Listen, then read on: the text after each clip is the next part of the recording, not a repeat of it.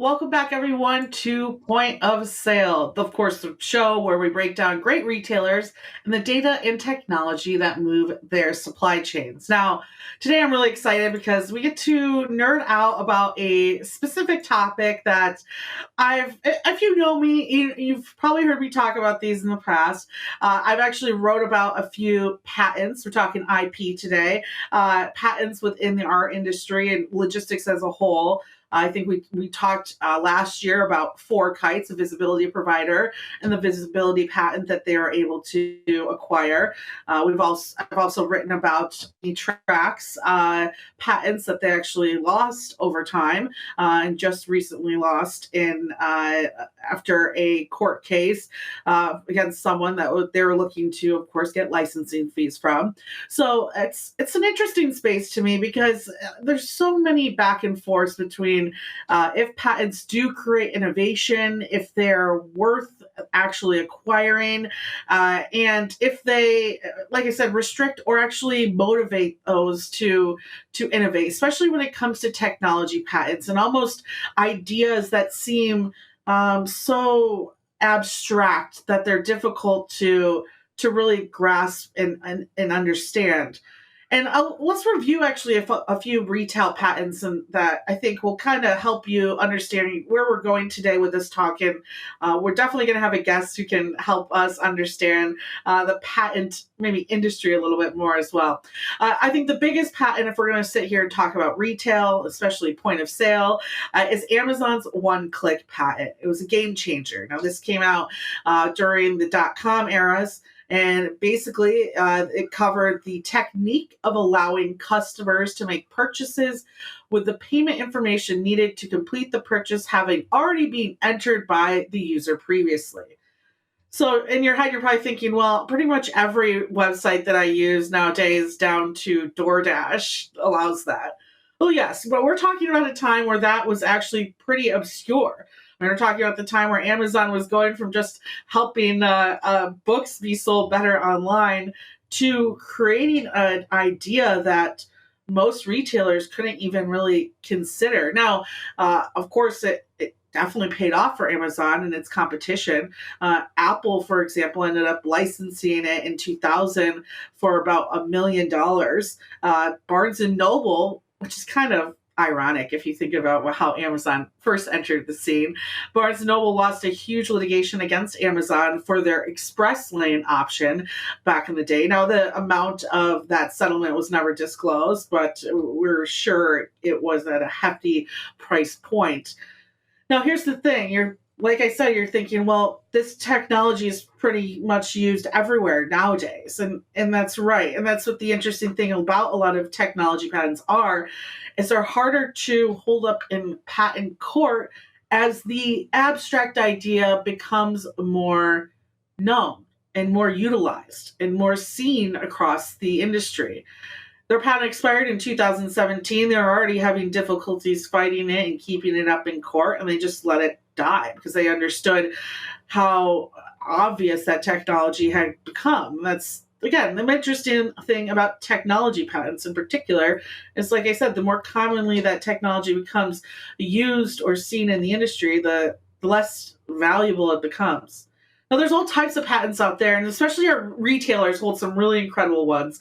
7-Eleven in particular has a couple of patents. One they have for a weight sensor. It's used on their shelves for when items are removed from racks, and they have a better idea of their inventory in real time. They also have a patent for using the different pixel positions from sensors to determine the location of an object in a certain space. Walmart has filed for some really interesting patents as of recently. One in particular, this is interesting, an anti-theft device that's actually called an autonomous vehicle content identification system. And it's designed to gauge the weight of a car as it enters a parking lot and what it weighs as it's leaving. So if you were to steal something large or huge that they didn't see coming or going through checkout, well, they're going to catch you as you drive away, apparently. They also have, Walmart has another one, and this kind of showcases a lot of times where the company might be going or growing or innovating into. They have recently filed for an autonomous agricultural system so that they can vertically integrate their food supply chain and have actually more control over the crops that they sell and the fresh produce they sell within their stores. So all this is really interesting. Go ahead and Google patents because they have a really great website for scanning through and seeing. Like, go check. Uber's got some really great ones. Uber Freight's got some great ones. There's a lot of interesting patents out there, and I figured I actually. And then this is in particular, I want to say, in entering 2023, my goal is to bring more of the actual retailers, shippers, the big companies that we all know of, and get an idea from their point of view of how their supply chains work. And I got really lucky because I got to meet this next individual who I want to bring on, Julian Van Erlach. He is actually the Senior Vice President of Supply Chain, Global Supply Chain Fulfillment and Logistics for FabFitFun. Julian, thank you so much for joining me today. I'm really excited to have you on the show. Grace, wonderful to see you again, and great to be here with you. Yeah, and here's the thing, and I think, honestly, I just moved in the other room, but I just got my box about a week or two ago, and I love that I get to bring on some of my favorite brands and learn more about it. And first thing I want to say, before we go into the patent talk, like, this recent box that I got was probably the smallest box I've ever received, but had such big, large items in it. So even I've been a FabFitFun subscription for years now, at least over 5 years, and to see like how you work even everything into the smaller boxes, right, and eliminating waste has been pretty amazing. So kudos to you, and definitely happy to see that a company I love is working to eliminate waste at the same time. Well, we treasure you and our members and also our trees and environment. So we're trying to balance that and bring you and them some joy every time they get a box. Love that. Well, let's dive into the Freight Nerd stuff that I want to dive into today, which is IP and patents. And Julian, you have a number of them. We'll dive into a lot of that here in a second, but I want to talk about the ones that you have associated with FabFitFun. Now, you recently, at the end of last year, just had one come out that enables parcel services to serve demographically targeted ads. Now, I'm going to read a little bit of what this patent says, just so our audience has an idea. It's a system, method, and computer program product for implementing electronically generated promotion deployment is provided. The method includes receiving electronic data comprising shipment identification for a shipment of an item from a shipping client to a recipient. Profiles generated for the recipient, a further client associated with a freight carrier is authorized to generate visible promotional structures associated with packages for delivery by the freight carrier. Julian, what does all of that mean? Let's dumb down the language for someone like myself who's entering this space. What exactly is that patent giving to FabFitFun? So we are in the logistics space together, and a little bit of context. The U.S. digital ad market is about 175 billion if you look at CNBC data, and it's mostly three entities. It's Google, it's Meta, Facebook, and it's Amazon, and Amazon is gaining market share. So what has happened in the last year and a half or so, and it was known in advance, Apple decided to allow its iPhone customers to opt out of tracking. And that meant that Facebook, i.e. Meta, became a lot less useful to many companies to acquire customers, because they could not build the demographic data that they could before. So our concept is, and this is, by the way, my opinions, not necessarily FabFitFun's, our concept is that the carriers in the country, such as FedEx, UPS, and others, could use the recipient data for their many hundreds of packages that they're shipping to individuals around the country to build very rich demographic profiles of those recipients. Almost as much as, or perhaps as much as, Amazon knows about the shoppers, even if they don't ship the goods because they know what they chose.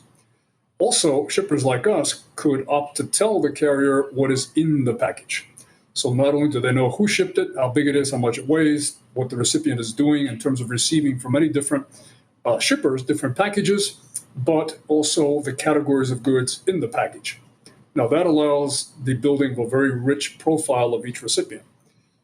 Now, imagine that there are potential advertisers out there who want to reach a demographic that they have never shipped to before.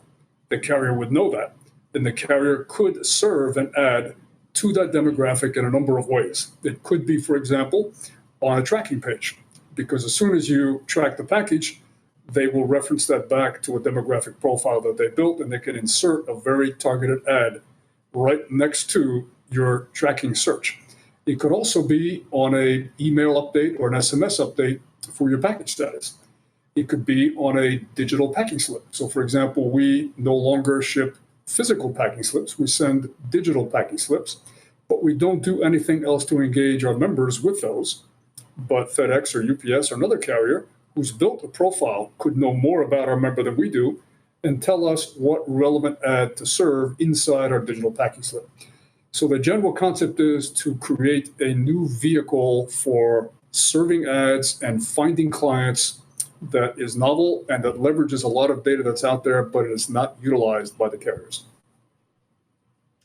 It's really interesting, especially, I guess, for yourself. How do you did you find out about the, for example, Apple, right, and their changes, and then this occurred? Like, how do you go about working on a patent like this? Almost, it feels like like almost like a defensive. You think sports wise, like a defensive move, or like an interesting move against, I guess, innovation that could stifle a business's outreach, right, to customers. How do you come together with groups and create something like this? What is the process like of even obtaining this type of patent?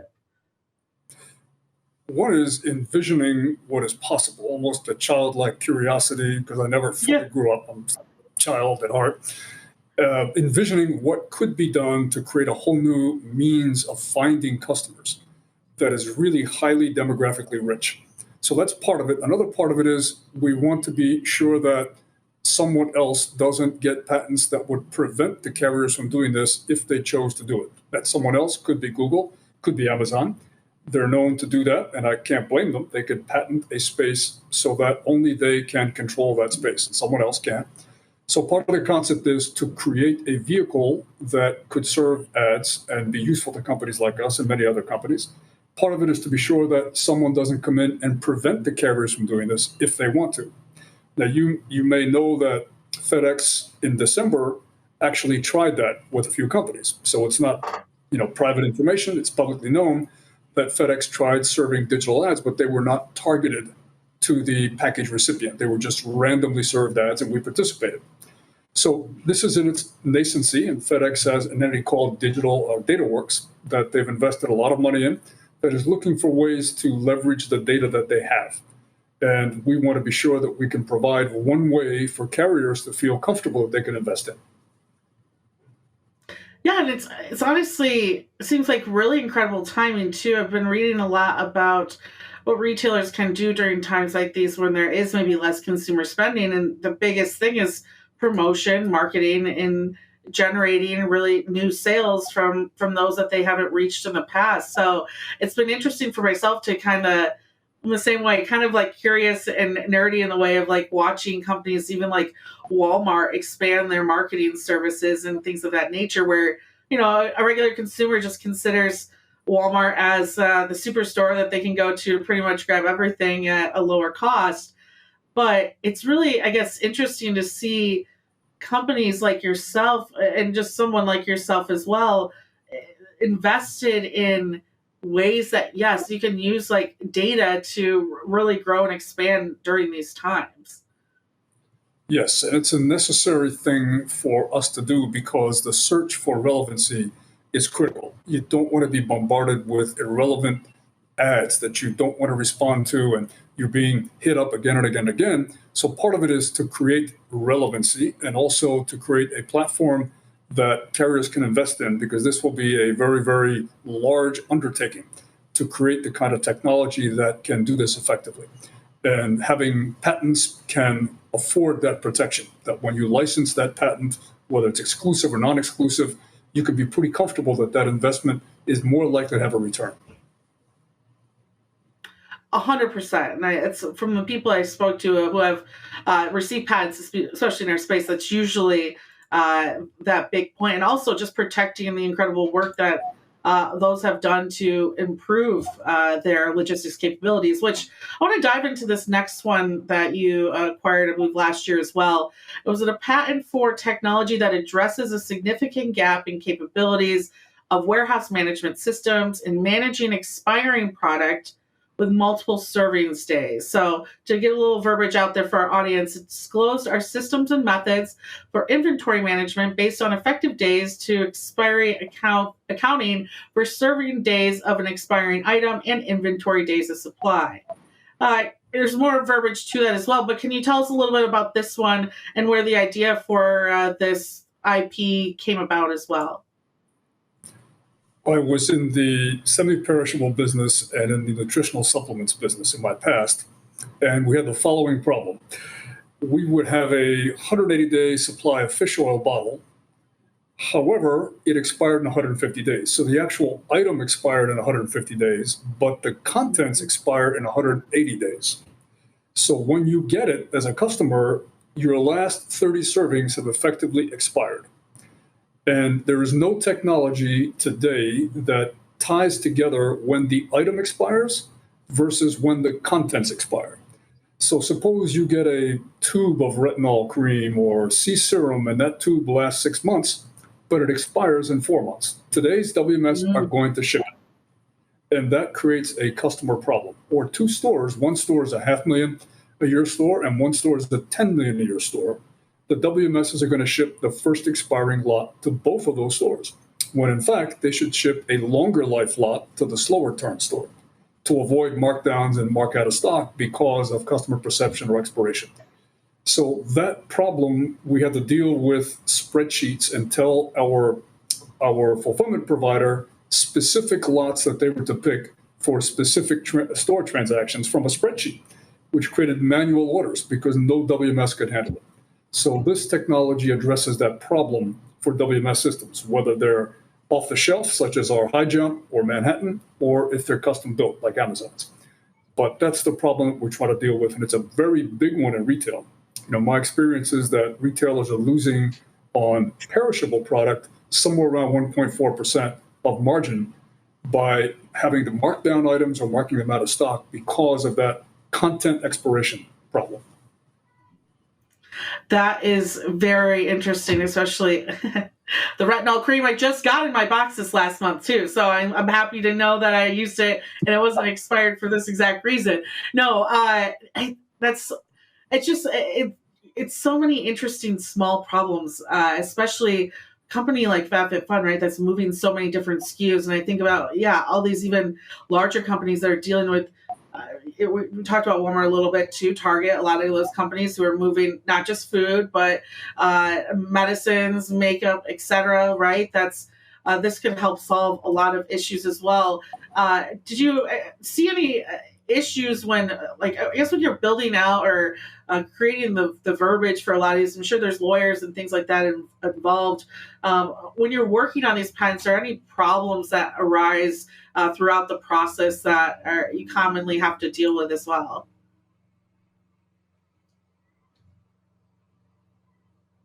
Abstract concept issue is going to be the primary one, where you have to show the patent office why this is more than an abstract idea and why there are very tangible applications and tangible steps that take place that simply humans by themselves could not do.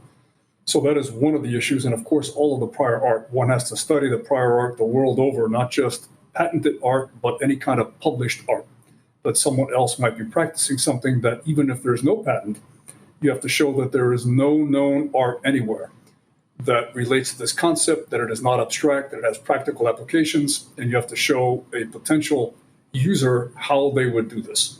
So all of these things come together, and we have relationships with law firms that kind of understand how we think, and we've worked with for years. So that's the product of that kind of effort. Well, and let's talk about you because just even Googling your name, your name pops up on a number of different patents out there, a variety of companies in general. How did this become almost like a personal endeavor for you? And how have you worked this in the different parts of your career as well? It began with Trends World Entertainment in the early days where CDs and DVDs were sold in stores. And there were 40,000 new releases a year coming out. And the problem was, how do people experience so many new releases? TV only plays a small fraction of the top ones. So we created a system in store where you could scan the barcodes of CDs, DVDs, games, and so forth, and see and hear digital snippet samples throughout the store. It was a huge success. We invested $41 million across a $2 billion company, and everybody copied us. So in no time at all, Target put them in, Barnes & Noble put them in, and so on, and they were very successful. And of course, we did not patent it. So as I learned from that process, hey, if you have a pretty good idea, why don't you first see if it's protectable? So that was the genesis of it. No, it's a great learning story, right? If you don't lose, you learn, right? And I think that's a big one. And now that you have all these different patents, is there any favorite? Do you have a favorite patent of yours, or maybe area of patents that you hold as well? So Grace, today it is not the patents I'm involved in, but what I find really cool are two areas. One is the area of bioengineering, the programming that is inherent in organisms and finding out how to impact that programming, I think is fascinating. And the other is space exploration propulsion technologies that will help us explore space faster and get to place to place faster. I think those are going to have huge impact. So those are areas that I'm kind of watching. In terms of things that I've been involved with, apart from the ones that we're dealing with at FabFitFun, I have a couple of patents that are also backed by a couple of peer-reviewed papers that deal with a topic in finance, which is asset valuation, how stocks, bonds, gold, and so forth are valued. And we have a theory that we've proven empirically that is the only one out there that basically shows that all assets are priced based on a constant. There's an economic constant out there against which the stock market is valued and so forth. So I have 2 patents on that subject and 4 published peer-reviewed papers in finance journals. And that's really a very cool area because that's something in its nascency. Today, there's really nothing else that shows how assets are valued. That is probably the biggest one I saw when I saw it pop up, and that's what got me really intrigued by you, because it's, from what I know you from, it's a lot of logistics, supply chain, decades of time within this space, and then I see this wealth focused a patent, and it's like, wow, yes, you must be very curious. So I love I love all of that, and we need to get coffee or beer or something and go over this, because we could make this episode probably 2 hours long. Both at the same time. Yes, exactly. Well, hey, let's go to Mars together, and we'll just talk about it the whole way there, right? Last question for you, and this is kind of goes back to overall views of patents in particular, especially technology, more abstract patents. Do you feel, some people I think say like, hey, it stops innovation, right? That someone has the idea, then people aren't able to get past that. Do you feel that it does potentially suppress innovation? And if it does, at what parameters? Or do you think it actually fuels innovation over time? I'm going to relate that idea, which is a great question, to capital intensity of an idea. If an idea has a lot of capital intensity in order to realize it, capital is going to have, the first question they're going to ask is, are you patent protected? So that capital can get a reasonable return on the risk it takes to back the idea. So I would say that ideas that are very capital intensive are actually spurring innovation by having IP protection, because they will attract the capital to realize them. And the global patent system has another big advantage because it creates a repository of data that is searchable, which by definition has to show you how to make something. So it actually spurs innovation by being out there, so people who are exploring an area can see how others have approached it technically and learn from that and expand upon it and improve upon it. So I would argue that it does a great deal of good to spur innovation, except at the point where the ideas are not very capital intensive. And then there may be some degree of innovation suppression because you can do something that someone else could have easily copied with very little capital, but they can't because only you can do it. But I think most of the really world-changing ideas are going to be quite capital intensive, and therefore I believe it spurs innovation.